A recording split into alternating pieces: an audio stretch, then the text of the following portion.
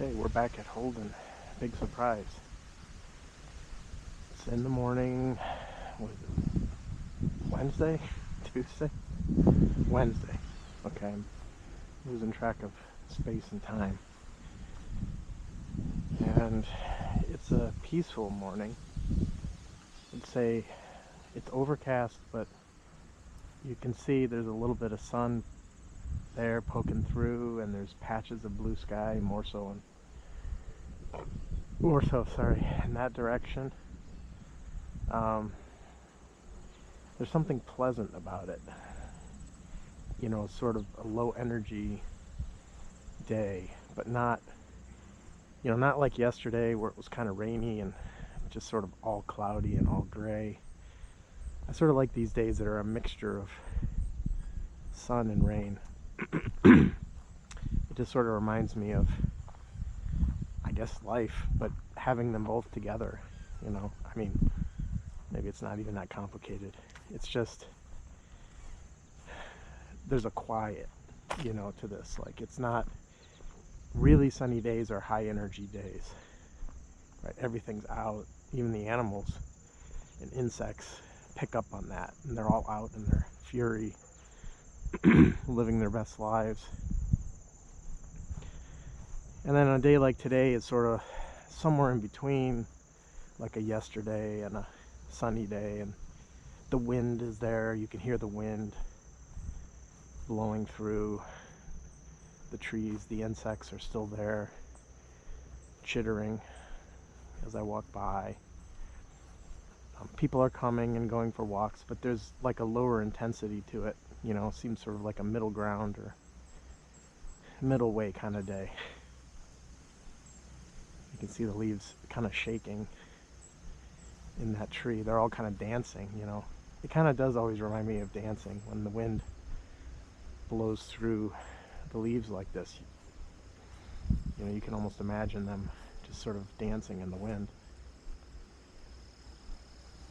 Which makes me think of how beautiful this is, but also how fleeting this is. It's summer, you know, this is the peak of summer.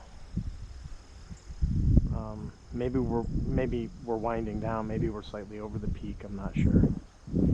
But everything is just alive and green, and all the plants, and I just love taking this in, like, every single day. I don't like wasting a day where I don't come out and just be in all this and be aware of all this. It's also possible you can come here and just walk and think the whole time, which to me sort of ruins it, because this isn't about thinking. It's about just taking this in, you know, which maybe is another way of saying being aware, paying attention to all this that will not be here in the winter. You know, in the winter is a different energy, obviously. You don't have to tell that to anyone around here. We can get some brutal winters, not as brutal as like Colorado or something, or Alaska, obviously, but you know, covered with snow, and then everything is sort of hibernating, sleeping, but then it comes alive again next year. And then we get all this. Here's a milkweed plant, which butterflies love. Just so much diversity. It's one of the reasons I love open fields like this. You know, this is not this particular field here, which has so many different types of flowers and plants. I mean, it's like a tapestry. I mean, if you really look at it, how many interspersed plants there are, and how tightly packed they are, but how they're all just in harmony. You know, the purple flowers are just reaching up high. You know, the butterflies are going to love the milkweed. I don't see any at the moment. I think it's a little early for butterflies. And there's these creeping vines going up other plants, you know, wrapping themselves around, intertwining. And I mean, I could just sit here all day and just look at this patch and what's happening here. And there's probably animals in there hiding and feeling safe And you think this is how much of Ohio would be if we didn't plow it all over, pave it all over, develop every square foot of it.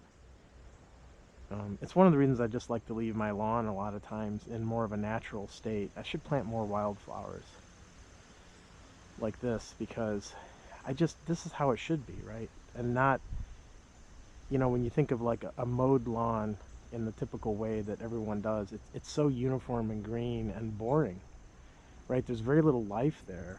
It's just there for appearance and maybe functionality. I mean, obviously this part here is mowed and you can walk, right? So in order to walk, you have to mow it. So it's nothing against that. It's just what I like here is the juxtaposition of the two, right? You have the mowed area over here, and then you have plenty of field over there where things can just be wild and free and do what they want and thrive in that environment. All the wildflowers over there, some that we'll probably never see just because it's hard to get over there, but they're all just happy, they're all happy doing what they're doing, and everything seems in balance. So yeah, I don't know what I want to talk about today. I think I've said this a number of times, but this is sort of just like my daily journal in a lot of ways. I have things to say that I think could, be helpful and maybe a little deep. But it doesn't have to be. And it can just be enjoying all of this, which really is what it's all about. I think I've said this many times now. The sun is coming out. I can feel the heat and warmth of the sun on my skin, and I'm seeing more blue sky here, so I think it's transitioning into that sunnier sort of day before our eyes. Actually, you can see that side of the sky, which is moving towards us, is mostly blue with a few clouds, and then you look over there and that's what we had, which is mostly clouds, a little bit of blue. So change, we're witnessing change, which is what happens every second of every day, and we're here to appreciate the beauty of it all. But do we appreciate the beauty of it all? I hope you do. I don't even know the words. I'm feeling fewer words today because I'm just sort of taking all this in, which is what's interesting, because when you're paying attention, words just are in the background. Words are less important.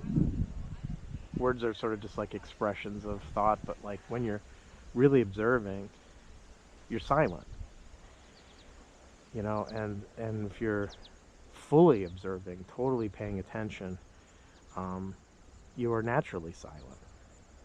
It's not a silence that comes about because you're trying to be silent to achieve some purpose. But when you're paying attention, truly paying attention, you are silent.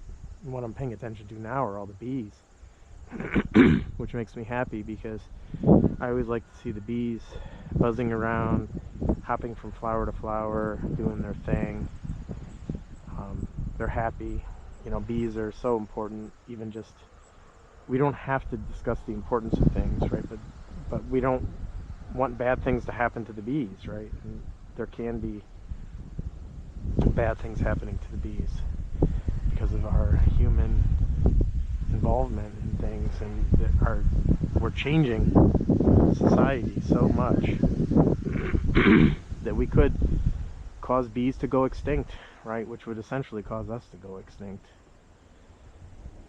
And this is, we just have to have a lot of intelligence to understand how nature works. There's a bee with, you can see like an orange pollen sac nearly bursting on their rear legs because that's where they store the pollen. A lot of them, a lot of bees today. They seem to love these purple flowers, whatever they are. Which is also just the importance of letting things be. Whatever these things are, whatever names they have, and I'm sure they're all named, I don't know the names. It's just a wonderful mixture of all sorts of plants that the insects and bees and other animals just really feel at home in. I love that. I don't know of many places. I guess I was going to say, there's a lot of places, right? They're just not in park systems. There is a lot of open fields and places like this, but I guess I love this one because you can see it around it. You can, from the periphery at least, take it in and see what's going on. But I feel pretty happy that whatever bees are living around here, I mean, I see these purple flowers going all the way back. They have plenty to feed on. So we need more places like this. Places where we don't lose touch with that natural way of being, and not everything has to be manicured. But I think it's a good balance here. I think what this shows is, you know, we have mowed lawn over here and more of an orchestrated, manicured area where trees are intentionally planted. And that's nice too, right? This is an openness. You know, this is an arboretum, so it's about the trees fundamentally, and a lot of these trees have little name tags so you can see what type they are. But then you turn to the left and it's free and wild and open, but they're right next to each other. And I think there's a sort of a representation of our harmony, the harmony of these two, that we can live in harmony with nature, with intelligence. If we have intelligence, not intelligence of the cunning kind, but true intelligence that we've been talking about, that really is just aware of everything, aware of all that's around us in every moment, and seeing that there needs to be this sort of harmony or balance for life to persist, for us to persist. And let's keep it that way. And a place like this, I guess, it serves such a great purpose, because if you come here, you can witness that for yourself. Don't take my word for that. Don't take my word for anything that I say or do. What am I doing? I'm out walking at Holden. Come to Holden and walk yourself. If you're in the area, do it. I mean, I encourage, even my own family members don't come here as often as I wish they would. I don't know if they've even been here at all. I'm always talking about how beautiful it is here, but you know, life takes people in different directions, which is what it is. But I also think it can be a shame if those directions take us away from feeling that connection with the natural world, which a place like this can rejuvenate. And it's here, it's close, right? It's where we live, and we need more places like this across the country. This is a very special place, and I am fortunate to live near it. It's worth traveling to. I mean, no matter where you are, if you have a day, if you can afford to make it a day trip, I mean, even a few hours or whatever, come here, because it's amazing. There's arboretums across the country. I'm sure there's other ones. I haven't been to a lot. But this area, in addition to this, we have the botanical gardens closer to Cleveland, which is linked here. Like if you're a member here at Holden, which it's worth being a member, because it's an amazing place. I come here every day. I'd go broke if I had to pay every day. The membership is very affordable considering what you're getting and considering the daily rate that you would pay otherwise.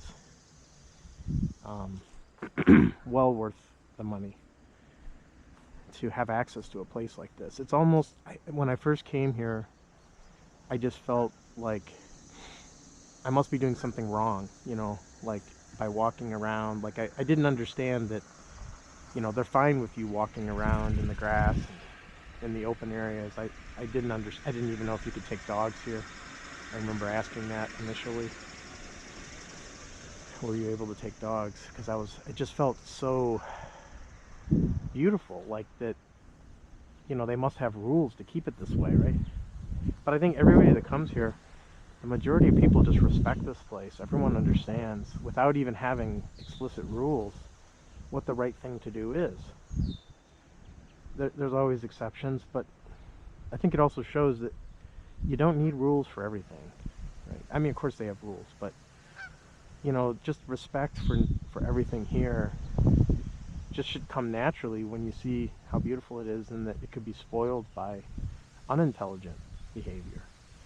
Obviously you want to pick up after yourself. You don't want to manhandle anything here.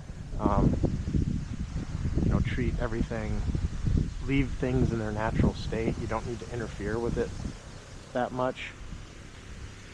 Really busy today. There's a lot of carts going around. I mean, they're always working here. They're always working. And I love that. It's kind of like little busy bees. The humans are like the little bees buzzing around here and there, doing their work, just like the bees are doing their work with the flowers. And it takes work to keep a place like this. But a place like this is worth the work. Like, the whole world should be like this. It's like, why don't we have places like this everywhere? And it's a good question. And there's a history behind how Holden was actually more or less founded by an industrialist, right? The people that often receive the blame, for destroying our world or whatever. And I can't remember his exact line of business, but he loved nature, and so he invested in this and started this, and it became what it is because of that. So it took money, it took somebody wealthy to create a place like this, but it sustains itself through the memberships and other wealthy donors and non-wealthy donors like me. I'm not a wealthy donor. I just have a membership, a normal family membership, and if enough people have those memberships, it allows us to keep a place like this up and running. And I couldn't count the number of times I've come here. Well before I started recording, I've been coming here for years. I wish I would have known about it earlier. I would have come here years earlier, but I wasn't as aware of my environment. I lived nearby. I could have been here many years, but I lived in sort of an isolated bubble, and slowly I'm sort of emerging like a butterfly, maybe from the I can't remember the name, Chrysalanius or whatever that is, the hard name that I can't pronounce, but what they wrap themselves in before becoming a butterfly and emerging as something new but short-lived, which is always sort of the other side of the equation. A butterfly is an amazing thing, but it doesn't last that long. I always like to hear about the migrations of the butterflies, the monarch butterflies, to Mexico, where there's so many of them.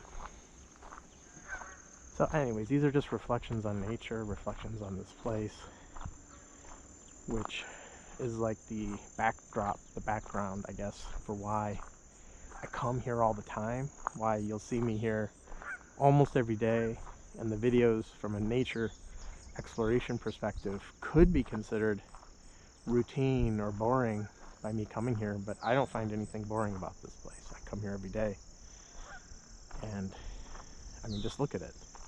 How can anyone be bored in a place like this? It's an amazing place. I'm not always seeking out something new.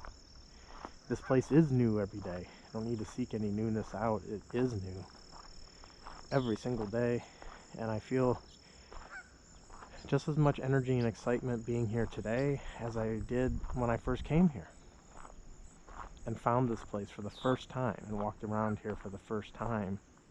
It's still just as amazing to me, and I think that's how we have to treat every day of our life as well, right? Like, no matter how old we are, we should never stop appreciating every day as being new and fresh, because every day is new and fresh and has something new to offer if you pay attention to it and don't get trapped in your world of ideas, which we've gone into endlessly. And there isn't a whole lot more to it than that. Just get out of your head and into your heart, I guess, came to mind. And if you come here and just spend all your time thinking about, what else you're going to do, or what troubles you have or problems, which you can do too, and do what you want, right? No one's telling anyone to do anything. And I've done that. I've been here many days when that's what I did. But over time, I would say I started to appreciate the letting go of all that, so that you can just witness what's happening around you and you not miss it. Because it's so easy to miss all this if you're not paying attention to all this. It's that simple. Just pay attention to it. You know, come here and appreciate the beauty here for what it is. Every single day, every moment, it's new and fresh. But do you see that? You know, or do you see it as the same? Walk on by, well, it's the same trail I was on yesterday.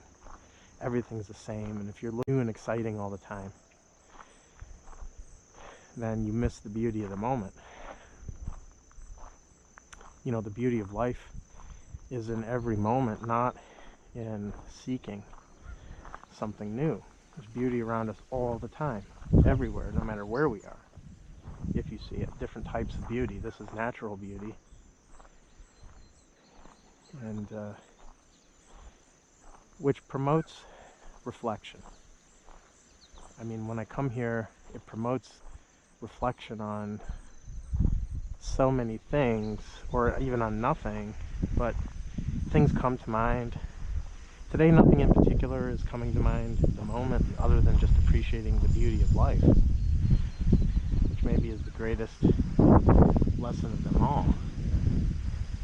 Why do we have to overcomplicate it? I mean, I often come here and we start talking about deep things, and all the while, I'm not really appreciating everything around me, because if I was, I would be silent. As I said, there's almost there are mutually exclusive things in a way, right? When you're paying attention, there is a silence, and if you're talking, there is not silence, and you're not paying attention as much. So I'm often not practicing what I preach, in a sense, by talking so much on these videos, but the reason being is to communicate, you know, to convey, and as poorly as words are capable of conveying even the sense of beauty here. I mean, there are some images here on the video to go along with it that I don't need to say anything. I could just walk around silently and just record all this, and maybe I should. I think I threatened to do that at one point, but I've always been a pretty talkative person, and I guess it's not likely to happen that I would record a whole video, or at least a long video, and say nothing. But maybe I will, and that would be interesting. Could become the most popular video I have. Get this guy to stop talking.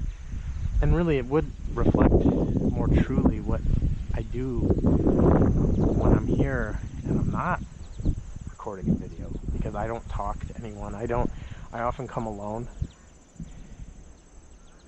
and I have no problem with that. Like, there aren't many people that come here alone. Most people need somebody with them. And I feel something coming on with aloneness and solitude. Maybe that's what we'll end up talking about. But I have no problem being alone.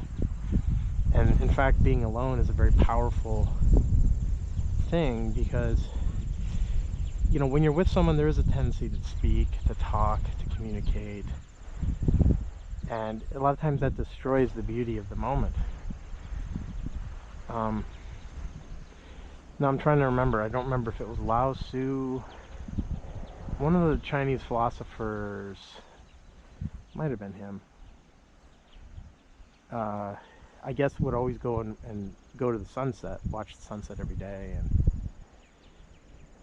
I think he asked, or I don't know, someone asked to go with him, a student, or he asked them, I don't know, you could find the story. And so he took this student with him to see the sunset, and you know, they were there and they were watching how beautiful the sunset was, and the student spoke up and said, "Oh, how beautiful." And then he immediately said, yeah, let's go back, and never took that student with him again to see the sunset. I'll try to see if I can find the reference for this story, because it's not exactly that. But what that means is that without words, and when you're just paying attention to the sunset for the beautiful thing that it is, you're in that moment of beauty. The minute you speak, you're not. Like the minute you speak, you're not in that state of awareness anymore. You've broken out of it to form words. You've moved away from the now, and you've searched your memory banks for the right words to describe what is happening, and in that process you moved away from paying attention, right? You broke that awareness of beauty that doesn't need words to capture it. In fact, words destroy it. So the moment was destroyed by that student speaking. He may have been instructed not to speak prior to that too, I don't know. But it is a story that I'll find a reference for. And there's a little lesson there, if maybe, just to not destroy the moment sometimes with words. And I mean, I guess I'm doing that every single time I record these videos. But there's another purpose. To get back to purpose, I guess I don't really want to derive a purpose, but there's a time when speaking feels like the right thing to do. And I guess I'm making these videos, and so in that sense, speaking is sort of required. But as I threatened, maybe one day I will just come out here for an hour or so and just walk the way I normally do. I don't talk to anyone. Normally, I may occasionally receive a phone call or make a phone call, but for the most part, I just come out here and just am amazed at what is. And it's the best thing to not be caught in your worries or concerns or whatever is happening. And how often is that allowed to happen? Like, how often in your life do you step away from your troubles and concerns and come to a place like this where it's peaceful, it's quiet, there aren't a lot of people around, so you don't have to talk. You can just walk and take it in, however that happens for you, and just appreciate all this natural beauty.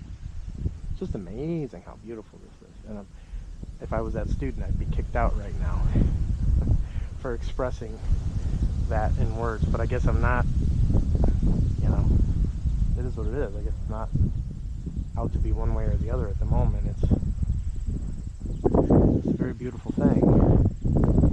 And we can't get so complicated that we lose the beauty of now.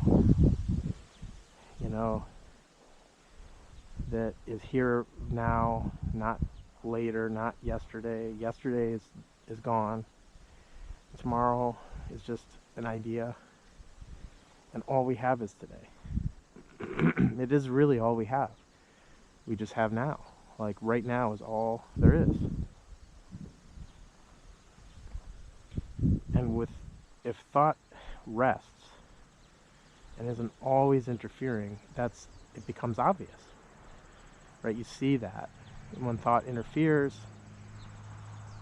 takes you in different directions, then you're not seeing what's happening now anymore. You're now caught, you're seeing your thoughts about what's happening. That's the normal way we operate. You know, even if you're here, right, and if you find yourself searching for the name of the plants and, you know, maybe taking pictures and then doing Google image search, which I've done, you know, to find out what it is. Hi.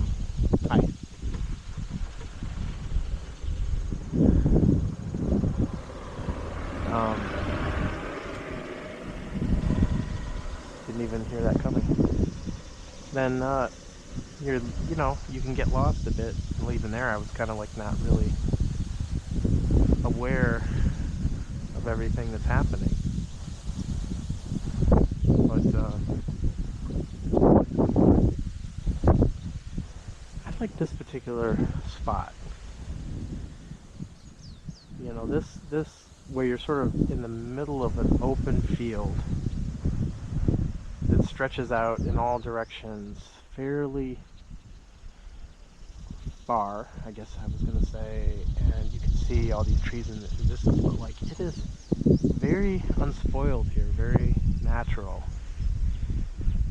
And I mean, I guess, you know, my thought and imagination runs away with me a little bit, because I can just imagine being here 200 years ago or even more and seeing the same thing.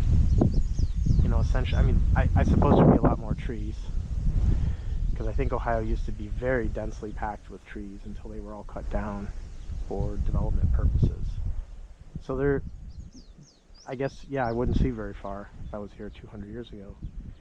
But the prairies here, the fields, the open fields, would be very similar wherever they were. And it's just naturalness to it. It's just wonderful and immersive. You know, you feel like you're just a particular flower standing up in a field looking around, being aware of its environment, until you see the car over there and remember that you're here in this modern world. There's not that many cars that go on that road. Just not a lot of places like this. And here we are. But where are all the people? Now, I'm not complaining, because if this place was really crowded, it would lose something of that way of being that I just described. But it does always amaze me why more people don't come here. And when they do, a lot of times you see most of the people following the trails and not stepping outside what they think is the right way to be, right? They feel they're always looking for authority to tell them what to do. And the trails are here for a purpose, of course, to suggest that this is the way you go. But you can go off the trail here. There's nothing that says you need to be. Nothing prevents you from going wherever you want to go, which took me a while to discover, because it is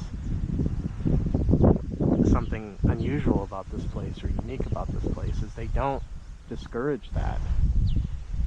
And there's certain areas where they don't want people tramping around. They'll put up a fence or a sign or whatever, but if there isn't anything obstructing you, you're fairly free to explore this however you want. And I don't think they have a fear of people destroying it. It's been here many years this way, and it's persisted. So yeah, it's pretty cool. But I guess the words that have come up that we could talk about, beauty and aloneness. It's been a while maybe since I've thought about what it means to be alone. And not alone. Being alone is not being lonely. Those are different things.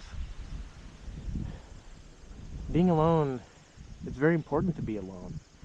To be alone means to be free from the conditioning. Right? To not be alone means that something is affecting you, conditioning you. You're being moved or directed in some way by not being alone. But when you're alone, there's a freedom. There's a freedom to, as long as you don't let thoughts interfere, to be free from all that conditioning that is there when we're constantly in our busy lives interacting with people or working or doing whatever it is that we do. And then you come here and you can be alone and be away from all that, and something emerges. You know, the beauty of this natural world emerges and is there for you to see if you don't clutter it up. You know, and to be lonely is a different thing. To be lonely is a sadness at being alone. And that arises when you are alone, but you are feeling sorry for yourself for being alone. And why are you feeling sorry for yourself? It's because of that ego that we have that feels like it needs something. Like being alone is not a good thing, or being alone is, you know, not how we should be. We should be with others, and, you know, there's a fear of being alone. It's fear, right? There's a fear of being alone. Once you're over that fear of being alone is a wonderful thing, and there's no loneliness. Because you're not trapped in those thoughts. Those thoughts are what cause you to be lonely. Those thoughts about how you should be, how things are supposed to be, you're supposed to be with other people, or whatever it is that makes you think there's something wrong. What is wrong with being alone?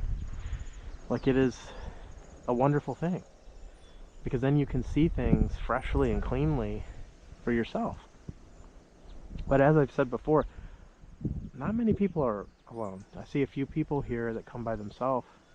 A lot of people, they come with somebody else and often are constantly talking with that person. I see the conversation, they're walking and talking, and that's their thing, that's good, but they're missing something else by not being alone and not being afraid to be alone.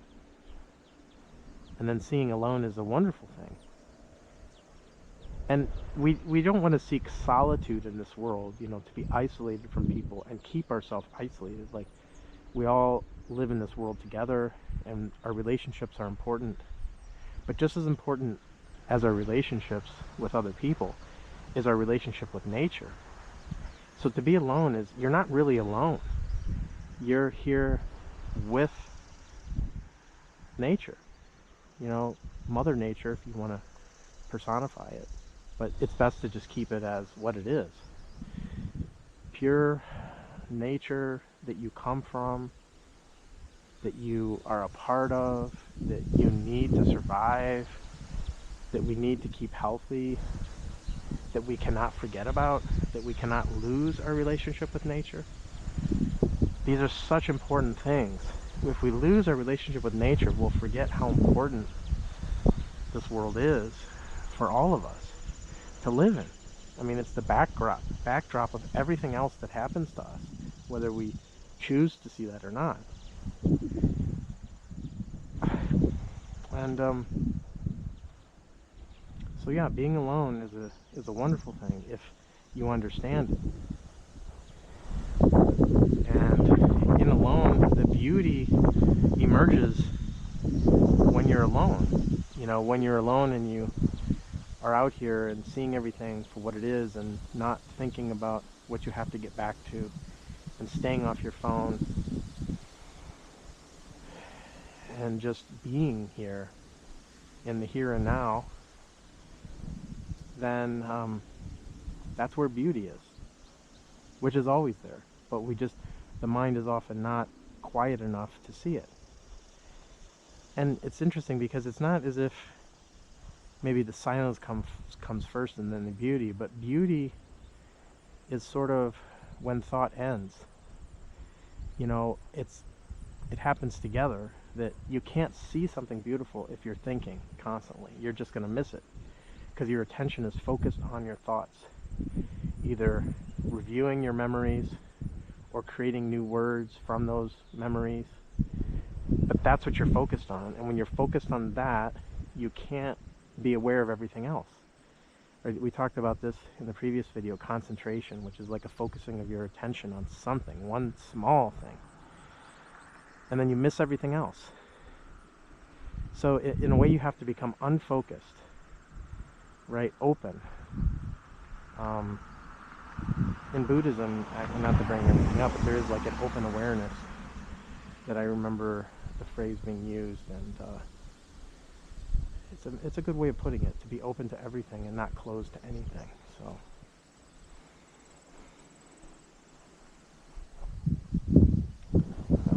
by themselves, that's a good thing to see.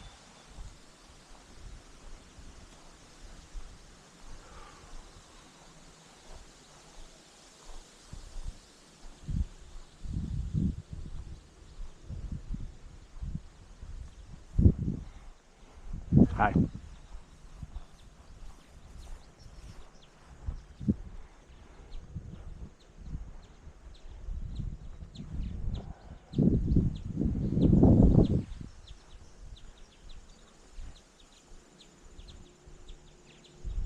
That is very encouraging. A person out here by themselves, alone, appreciating the beauty of this place, stopping to look at things, and that's so important. That is so important, and I like seeing that because you learn that way. Right? There's many ways of learning. Accumulating knowledge is one way, but being aware and open and just coming to a place like this and just keeping your eyes open and the thoughts tuned down is another way of learning. To just be aware in every moment is learning. Not learning that accumulates knowledge, and learning never stops. It doesn't end. It's not learning to acquire knowledge that is an end point. It is a learning, a constant learning, an uninterrupted learning, because every moment is new.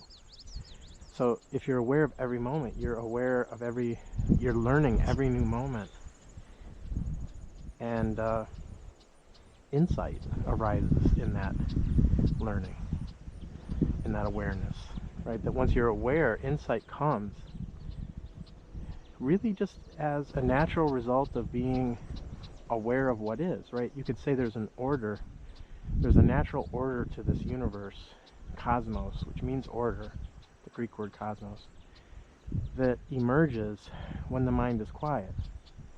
Or you could say that the observation of order is quiet, right? You can't look at it from a cause and effect, because that brings in time. It's not causal. It's that silence and order go hand in hand. You know, the peacefulness of now is that everything is in order at the moment, right? Like everything is orderly. Everything is doing what it's supposed to do, not through any thought, but through just the natural way of things. And being itself, expressing what it is, being true to its nature. And then all of that is harmoniously together. And that all is the cosmos, and that all is order. And you can see the order, right? But you can't explain the order. The order is inexplicable. You can't describe order, right? Because it's too immense. But you can be aware of order, right? Aware of what is disorder, what is not order. And then the awareness of what is not order or disorderly, order arises. So, you know, the thoughts that we have about all this bring in disorder. If we're thinking all the time, it's a disorderly process, and destroys our awareness of order, and then order emerges right from the silence that's there. And when you see something beautiful and you really see it, you become silent. You don't make yourself silent. You know, when you're paying attention in class, we've talked about this too, you have to be silent. You can't be talking in class or on your phone and then also paying attention to say what a teacher or professor is saying in a class. Everyone knows that. If you're speaking in the class, at some point the professor will call you out and say, do you have something more important to do? Why are you not paying attention, right? And that's a good question, because if you're in a class and something important is happening and you want to really learn, you care about learning, you pay attention to the professor and accumulate knowledge, right? That's a traditional way of learning. Accumulate knowledge by paying attention in that way. But there's a paying attention that doesn't accumulate knowledge. That's also important. We're so used to the first form of learning, where it's all fact-based, information-based, knowledge-based, memory-based, past-based, accumulation of knowledge to learn a skill, to function in this world, to obtain a job or do something, right? But it's all skill-based, cunning knowledge that allows us to build technology. I mean, we learn languages that way. There's, you know, and those can be useful in their proper place. Keeping everything in the proper place is the art of living. So just understanding that it's not the whole, it's just the part, right? It's a part, but and that part cannot become the whole. But very often we don't see the whole because we are just looking at the part,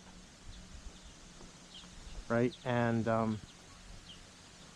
that part becomes everything. And knowledge has taken such an important place in our current culture that we have neglected other things. And we talked about concentration, right? So if this is sort of an example of that. Our society or our culture is concentrating on knowledge accumulation at the moment, and that has taken our attention away. What do we say about concentration?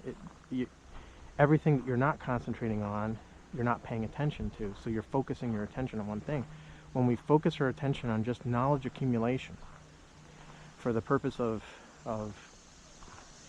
gaining skills or improving technology or all that, and we lose everything else that isn't knowledge. See, and then we lose the wholeness. The whole includes knowledge, but much more than that. And we have to have, the word holistic is a very good word. I mean, holistic, some people may look at that negatively. It could be an overused word, but when you just unwrap that word holistic, right, the word whole, it may not be spelled that way, but holistic means whole. The whole, W-H-O-L-E. The whole, the entirety, right? Not the part, but the whole. And we've talked about that. The whole is seeing the whole, right? That is very important. Seeing the whole, not accumulating knowledge about the parts of the whole. That's not that. Seeing of the whole is just seeing it. Not trying to do anything, not trying to accumulate knowledge, just being aware of the whole, of everything, right? Aware of everything right now.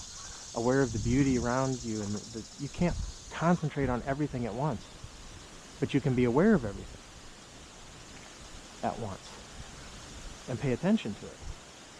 But as we said, in a classroom, it requires that you be silent. So if you are aware or paying attention, you are naturally silent.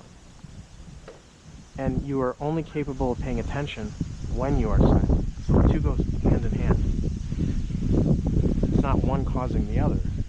The two are the same. To pay attention is to be silent. And to be silent is to pay attention.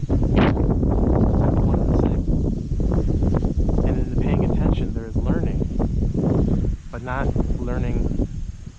Sometimes there's learning through the accumulation of knowledge, and sometimes there's learning another way. By just being aware. It's a very powerful thing to understand what learning means.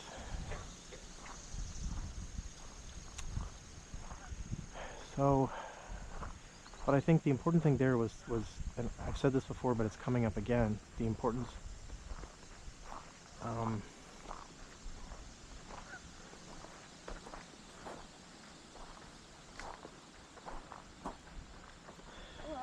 Hi.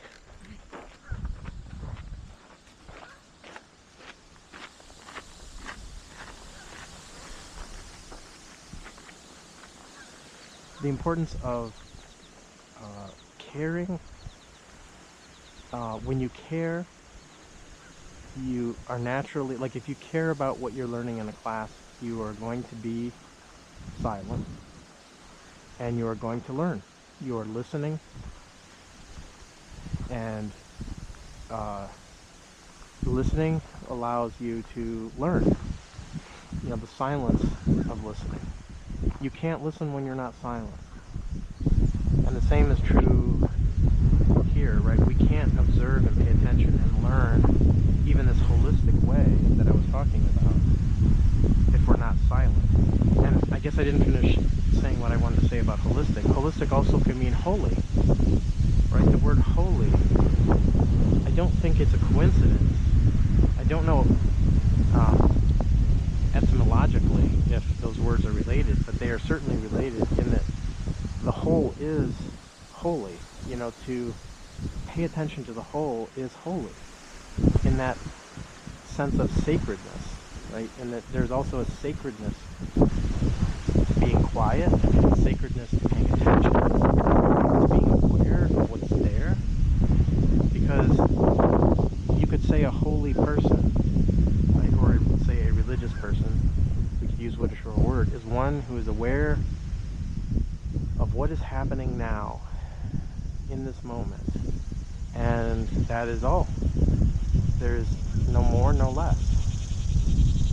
That it's not about learning a tradition. That's knowledge. It's memory, which is partial and incomplete and not holy. Not the whole. The part is not the whole. Just from the very nature of the word.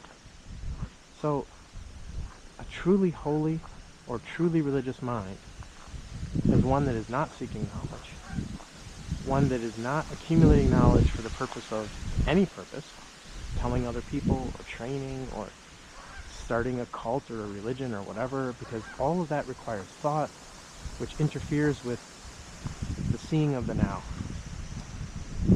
A religious mind is one that sees what is happening here and now, and that's all.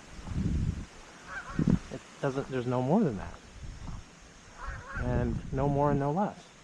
Anything that interferes with that seeing of the whole now gets in the way of the religious mind. And that's maybe the ordinary mind, if we want to say it that way, that is always thinking, processing, judging. Not that there's anything wrong with that. That is what the mind is supposed to do. The brain, I should say. We could distinguish between the brain and the mind, and we should always, because the mind is much more than that. I guess we could talk just briefly. And it doesn't matter what I say. Look into this yourself. Isn't the mind more than the brain? Right? The brain is just one organ in the body. It's one physical thing that plays a part in all of this. And it's the center of our neurological system, the center of our senses. Right? All the senses go into the brain. The nervous system is that sensing part of us that is aware of its environment. And there's awareness that isn't even part of the neurological system, right? I mean, anything that interacts with this environment is aware. Awareness can go much beyond that, but the nervous system is a particularly evolved and adapted way of accumulating information.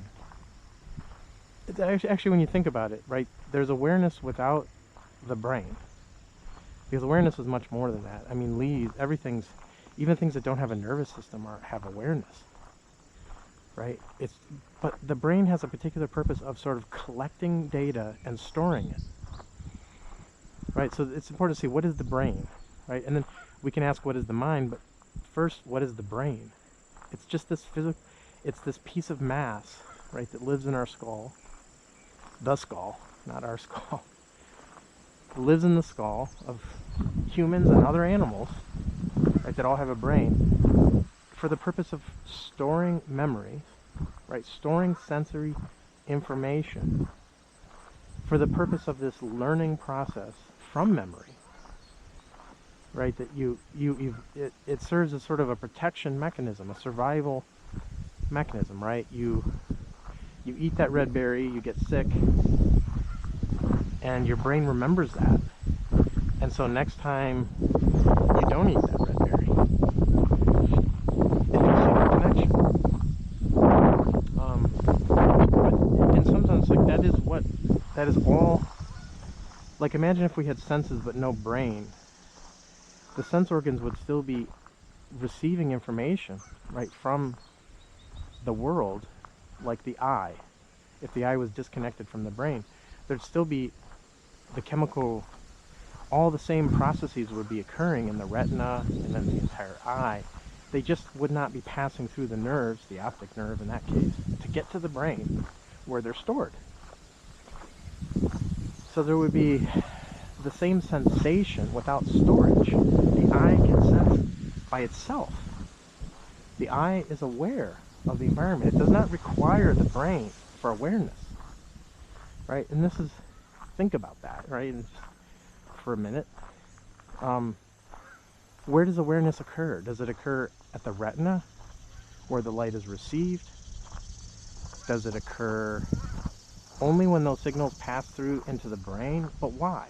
Why would you say that awareness requires the brain when the same optical phenomena are occurring with the eye disconnected from the brain? It's just not being stored.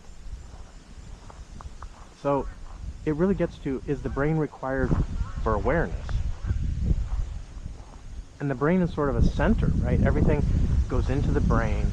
But what about the brain requires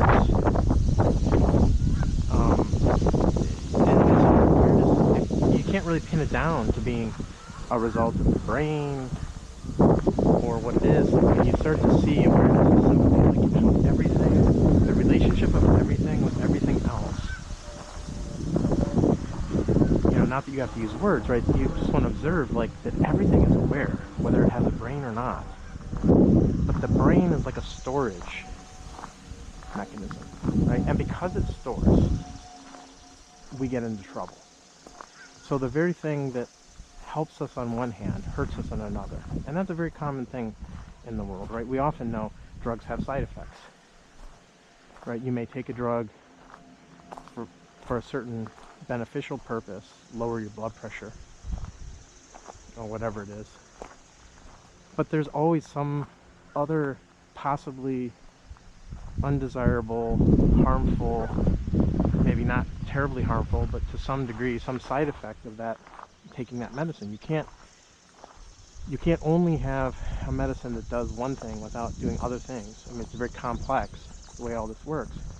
So everything may naturally have a side effect that we may not be aware of. Then, so that you can think of the side effect of the brain is that it creates this idea of me as a separate individual, right? This idea of me, because it's the center of all these senses. It records, and those memories, given enough accumulation of memories, starts to form an identity that makes that separate from everything else.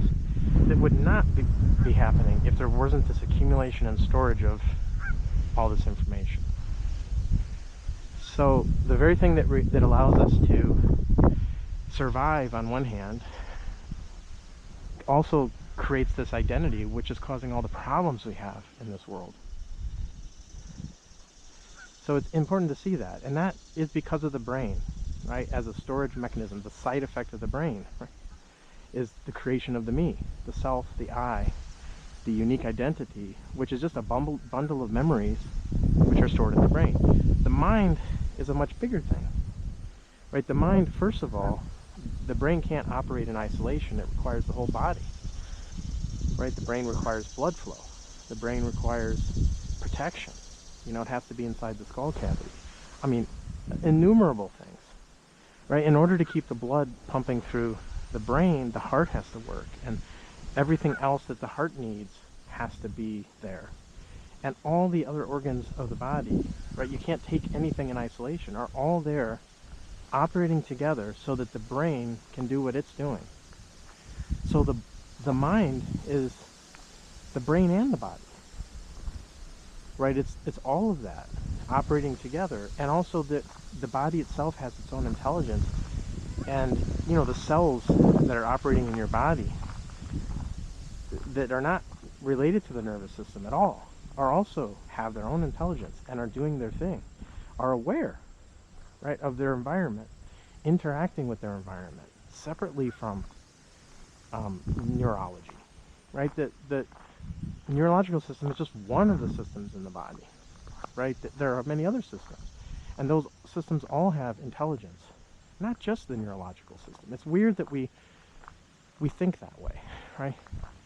That the nervous system takes priority or precedence over all the other systems, or somehow intelligence resides in that nervous system, but not in the endocrinological system, not in the immune system, not in the lymphatic system, whatever other system you choose, and all these other cells that have their own intelligence and operate in other ways harmoniously.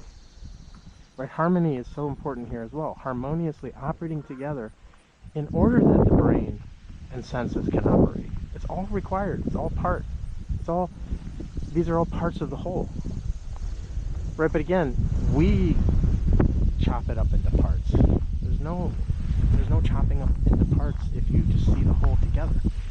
Right, the whole body as an entire functioning whole. In order to understand it, right, through our brain, through our limited capability of understanding, we subdivide something like the body into systems and parts and cells and all these things that are not true, real divisions. They are divisions, mental divisions. Right? You can't take any part out of the whole and have it survive on its own. It requires the whole to survive. So you can't really speak of these as being separate. But the way we think, through collection of information and knowledge, we have to subdivide because we're not capable of seeing the whole. Well, that's a good question. Are we capable of seeing the whole? Not in that way. You can't see the whole through any accumulation of partial knowledge about the whole. You'll never collect enough information. It just doesn't work that way. You can only be aware of the whole. So awareness is not this thinking process, right? It's beyond that. It's the whole body and mind is awareness. Awareness is beyond the brain. And you could say that the mind is perhaps the source of awareness, or awareness is the mind. Like maybe you can't untangle those two. The mind is awareness. What is aware is the mind. You could also, by extension then, extend that to the entire universe. And say the entire universe is aware, and the entire universe is a mind, in that sense of awareness. Think of all that's happening everywhere in the universe, but it's one universe. Right? So it's all happening in the same way that our body is composed of all these little parts that we like to subdivide. We separate, even as humans, right? We separate ourselves from other humans, but we're not really separate from other humans. And that's an insight, that we are all the same pattern, right? We're the same pattern. And, I didn't create myself, right? This body arose out of nature according to this pattern dictated by the DNA and by the environment and by everything else, and then emerged, and then strangely enough had this identity come about at some point in time that makes it feel like it's the possessor of this body and mind. There's something in us that is separate from us, that possesses or incarnates this body for a while. It's kind of a strange concept when you impartially look at that and say, why isn't the body and mind just enough? Like, why isn't it that it emerged in this universe at this particular point in time, has the capability of storing memories that go away when the brain goes away? Why is it so frightened? We're frightened of the ending of our memories. That's the question we really need to ask ourselves. It's funny how everything comes back to the same thing because of the interconnectedness of all these things. And I start in one area and come back, but it's so important because that is the fundamental question. There's nothing else to know or understand than who we are, to know ourselves. And whether we start in other videos, I've talked about knowing thyself. Socrates said it, and we went into what does it mean to know. It's not this accumulation of knowledge, it's being aware of yourself in every moment, is really knowing without judgment or opinion or the past conditioning coming into play. And that is to be aware, that is to know yourself in that way. I have no idea how Socrates intended that to be, but again, it's not about that. It's going into the truth ourselves and seeing what is true, not believing what anyone said and trying to find the truth in what someone said. You can use the words of another as a starting point for your exploration of truth, but it's not the end point of truth. Truth cannot be captured by words. There is no, words can capture this right now. No number of words. What's happening now, which is the truth. And know thyself doesn't capture this truth. Not in any way, right? The words don't mean anything. The truth perhaps behind the words could mean everything if that truth can be seen, or if you're aware of that truth, right? Not The words themselves don't mean anything. So if we don't go beyond the words, we never see truth. That's clear. Should be very clear. In fact, I mean, just think of the words of another foreign language that you don't understand. If I said that in French and you don't know French, what does that mean to you? Nothing. It's just sound. There's no meaning associated with those words. So we only, by learning a language, we associate meaning with those words, which is very, very interesting, because how does that arise, right? For a person learning their native language, it arises through sensory experience, associating sensory experiences with words, and then you build up that association to know a dog, the word dog means this creature that I see that resembles a dog. You know, or apple, you know, all the words that, when you learn A is for apple, you know, the words, the things that you associate with the letters and the words. So that's how you learn. And then when you learn a foreign language, you make those associations with what associations you already have with this new language. Right? So you're making all these cross associations and, you know, connections between all these different things. But think of the limitedness that no word itself has true meaning. It's all adapted. Sometimes you can learn the wrong meaning for a word, depending on, you know, where you grow up. If your parents, you know, come from a slightly different culture, and this is, I think, how different languages are born, right? That different words can be used to describe different things regionally, and if enough of that happens, you get another language that is distinct from the original language, because languages are not static. As much as linguists would like, not linguists, but I think English teachers, right, or any teacher of language, you know, teaches you the rules of the language, which are constantly changing, right? And language is an evolutionary concept. I mean, we have Old English and Middle English and Indo-European, I mean, whatnot. Language has evolved over time, just like everything else. It's not static. Everything's changing, including us. So we're back to, you know, this, and the mind. I guess, you know, what is the mind, and is there something different? And you could say the mind is what is aware. You know, whatever that is. And awareness is not just consciousness. You know, the consciousness could be associated with the senses. You know, you have sight consciousness and hearing consciousness, taste consciousness, right? Every sense has a consciousness associated with it. The Buddhists understood that. And they included mind consciousness in that list of our additional physical senses, which was very surprising to me when I first saw that. And then it made total sense. That's when we're aware of our thoughts, right? The memories that occur. Our mind, the brain in some sense, is like another sense organ, right? It collects data from all the other senses, but then it stores it in memory. And then in the same way that the eye can see light, if you're aware of memories, then that's mind consciousness.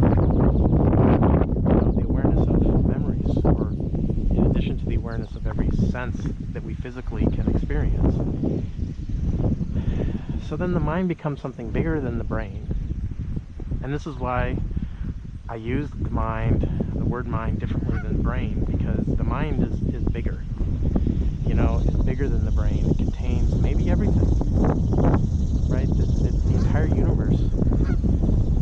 Again, this is thought trying to figure it out, right? So we're going to end up in a lot of words, but if the entire universe is aware, the entire universe is a mind. Why do we separate my awareness from your awareness? Isn't it just the awareness of the universe? This overall awareness of everything collectively together, which is not separate. So it's not collecting pieces to form the whole. The whole's already there. The whole is already you and me and every other living thing is part of this whole that is a truth. Right? There's no separation. There's no separate parts that need to be brought together. Parts are already together, already part of this whole. If you see that, and I think that's what's important, right? To see the whole, and then you no longer see everything as parts. And if there are no parts, there's only a whole, then there's no one part is aware and the other part is not aware. Awareness is everything, right? Because that's the thing. Once you stop distinguishing, between you and me and the plants and the animals, right? We're all related. We're all part of this nature, this thing we call nature. Why would I think awareness is limited to me? Or is awareness only limited to those creatures that have brains? No, the awareness is everywhere. Everything's aware in its own way. It interacts with the environment. I mean, they find more out about trees interacting with fungi, and there can be networks of roots under trees spanning where trees communicate with each other. I mean, there's been books written on all that stuff, right? But you don't need any of that, those books, to tell you what is common sense, which is everything that is alive and not alive is aware, and it's maybe the type of awareness changes, right? The extent of the awareness, or the patterns that form may give different flavors to awareness, but they're just flavors, right? And just like your food is a mixture of flavors, the universe is like a mixture of all these forms or flavors of awareness that creates this fruit salad or whatever of awareness that the universe is. And then the universe is aware. Why would the universe not be aware? And by universe I mean the whole. Right, again, not the parts. The whole. Why is the whole not aware? So we say a part is aware, but the whole is not aware, but the part is part of the whole. In the same way that you could even just take awareness as what part of your body is aware. The whole body or just part of your body? Right? Is your toe aware? Or just your brain aware? It's like, but they're all together. They're all part of this whole that you call you. So even if you say you are aware, you is the body, the brain, the mind, the senses, the toe, the fingers, everything else is all part of that awareness. And all the electrons that we are composed of is in our body. Are those electrons aware? Or just this higher order thing that's aware, right? When you break it down, let's even say you say, oh no, it's only the brain that's aware. Okay, well the brain is composed of molecules, which are composed of atoms, which are composed of smaller particles like electrons and protons. So are those protons which are in the brain and those electrons, are they aware? Or just somehow this pattern, this collection of electrons is aware? So is awareness require a pattern? See, it breaks down. It doesn't really make sense to say only that brain is aware, but the electrons and protons are not aware that are within that brain? It doesn't make sense, because there would be no brain without its constituents, right? So you can't draw lines like that between what is aware, what is not aware. And so you start this interrelationship of everything, and even this idea of awareness not being limited to just you, and it just starts to make total sense that everything is aware in its own way, and that total awareness, that holistic awareness, is the cosmic mind, right? Which we can understand, because we being just that limited bundle of memories in the brain, if that's all you are, you can't understand. But perhaps you can understand if you can go beyond that. And then maybe you are understanding the cosmic mind in its entirety, not as a part. You maybe are just preventing yourself from, I don't want to say experiencing the whole, but you are that whole, right? Not that you are a part of that whole, you are that whole. And you may not see that or understand that.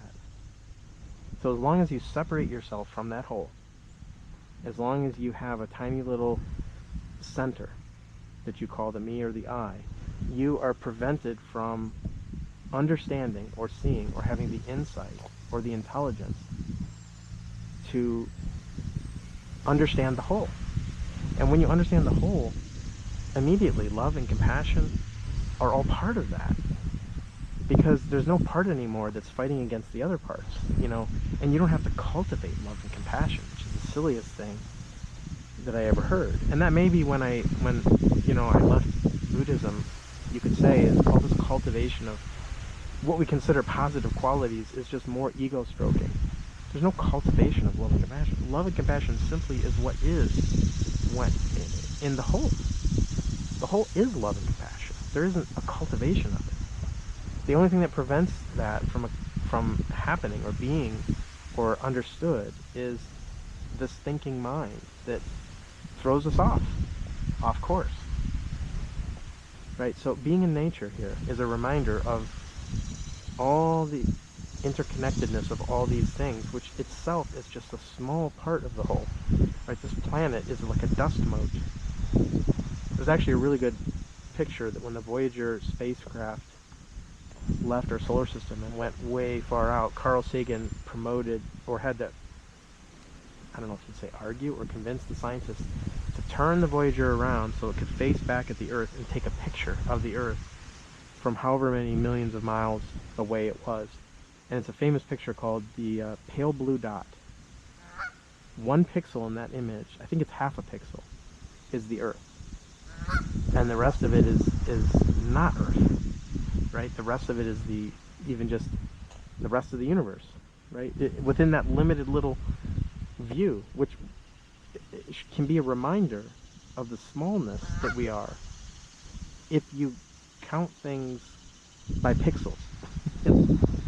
Again, the smallness depends on, it's a measure. There is no small or large if you're not measuring, but if you measure by pixel count, right, then 1/2 a pixel out of millions of pixels, or however many, sure sounds small, right? But not if it's all part of an interconnected whole. There's no small or big. It's only when you break things into parts that there's a small and big. Otherwise, they're just one big, unified whole. And that is it. There's no separation. Don't separate you from everything else. And if you're not, you don't love, like, when you think of your left arm and your right arm, right? Your left arm doesn't love your right arm. It doesn't have to cultivate love. It's like they're part of this whole organism. And as part of this whole organism, love, you can say, is just the recognition of the seeing of the whole. You know, and the left and right hand being part of this whole don't need to cultivate love for each other, right? They work together harmoniously, and you know, as one organism, as one whole, one body. And in the same way, the universe is one universe, one cosmos, one set of order across countless galaxies and countless stars and empty space between that, maybe not so empty. The infinite, right, that we can't even imagine. Our mind, our little brain can't comprehend the whole, can't comprehend that immensity.